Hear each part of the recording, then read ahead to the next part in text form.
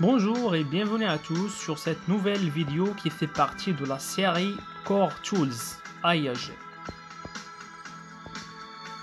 Sur cette vidéo, je vous ai préparé un cours très intéressant sur le PPAP, Production Parts Approval Process. Let's start. Selon le AIAG PPAP 4e édition manuel, on a la définition suivante.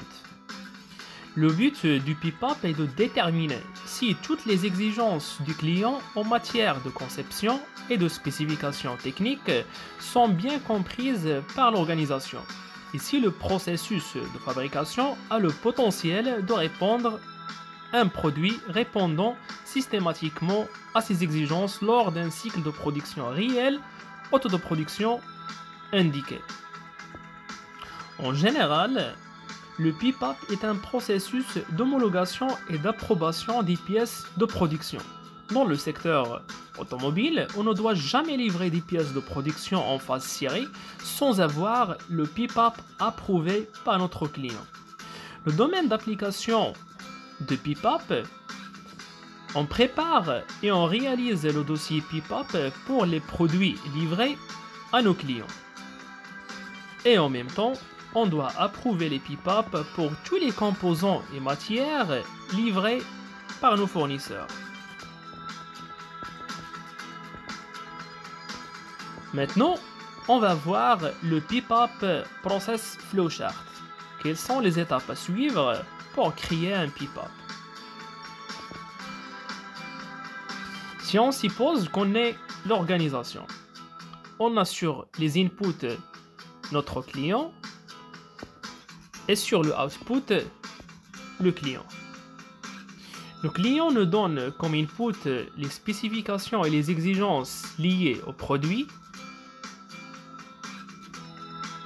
les exigences liées au process de produit.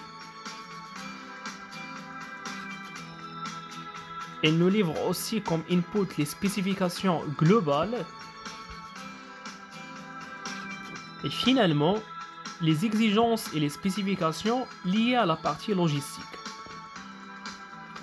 Donc on prend ces inputs par nos clients. La personne qui les reçoit, c'est le chef de projet.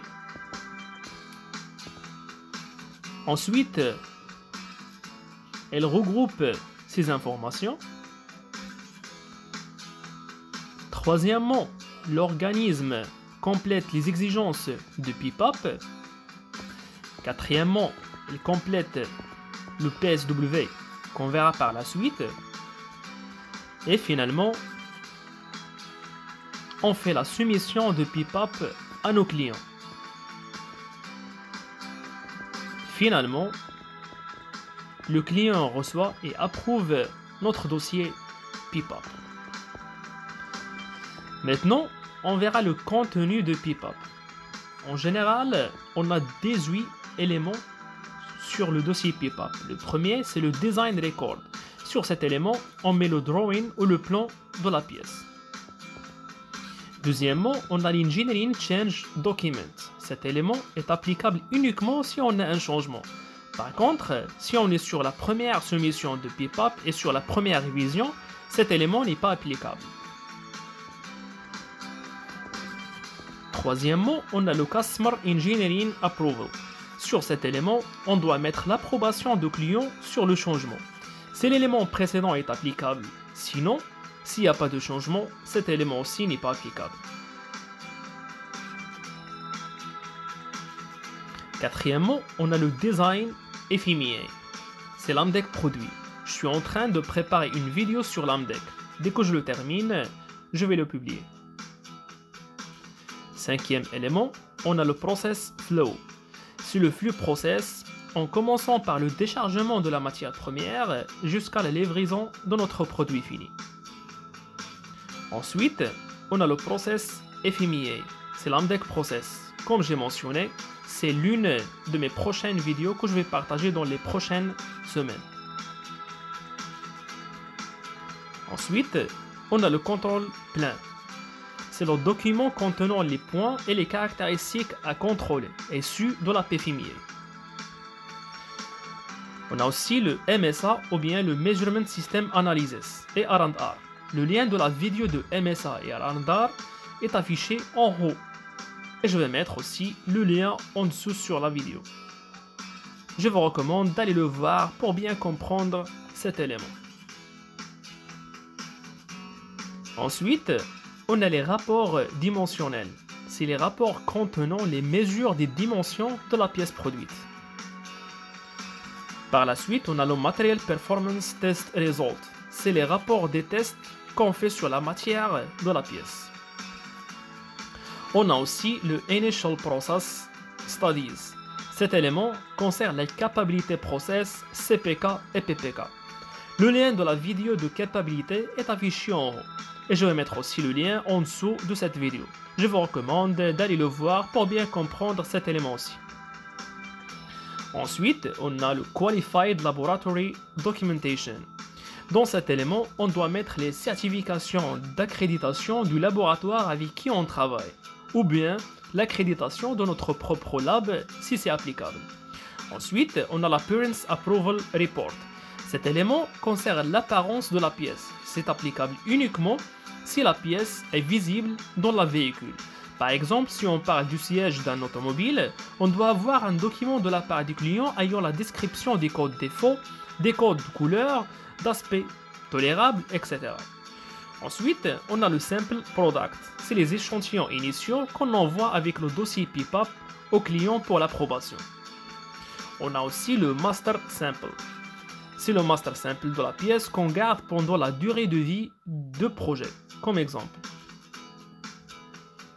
Par la suite, on a le Check-in Heads. Cet élément concerne les certifications d'étalonnage des équipements de mesure. On a aussi le Record of Compliance with Customer Specific Requirements.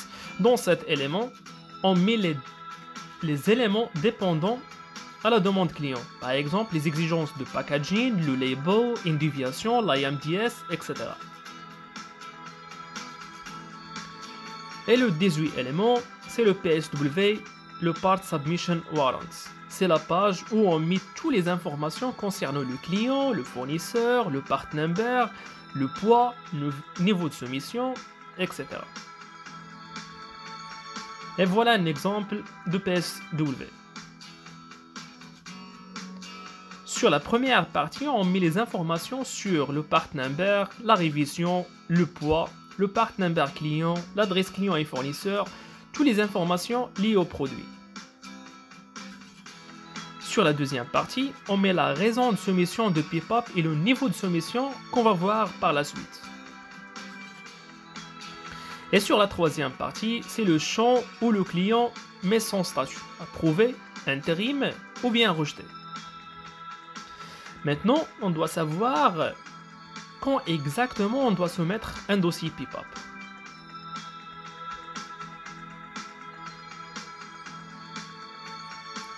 C'est pour une nouvelle pièce ou nouveau produit.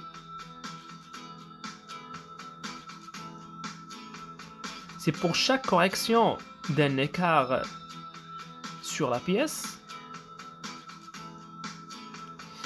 Si la pièce a été modifiée suite à un changement apporté à la conception, aux spécifications ou aux matières.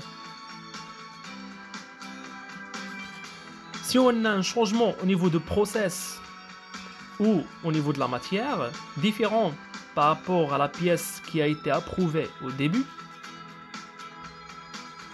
Une production faisant appel à des outillages moules, nouveaux modèles ou modèles modifiés.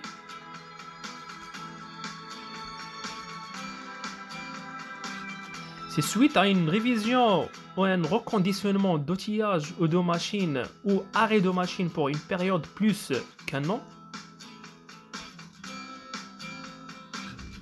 Suite à une modification de la méthode de fabrication ou de processus. Et finalement, lors de la requalification annuelle.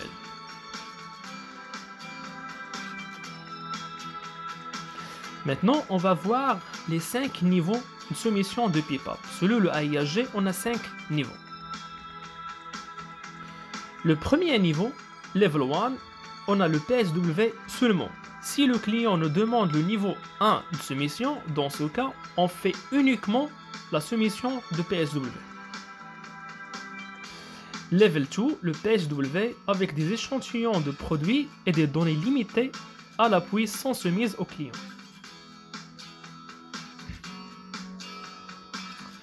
Le niveau 3, c'est un dossier complet. Généralement, on fait le level 3 pour la soumission initiale de PIPAP. Le niveau 4, c'est le PSW et autres exigences telles que définies par le client. On fait la soumission de niveau 4 si on a un changement sur la pièce ou process. Alors que ce n'est pas nécessaire de soumettre un dossier complet, mais uniquement les éléments impactés par ce changement.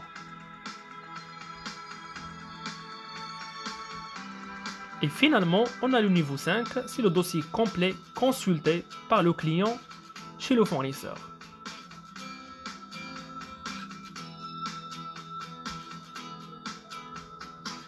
Si vous avez des questions, n'hésitez pas à les mettre en dessous sur les commentaires. Merci et à bientôt.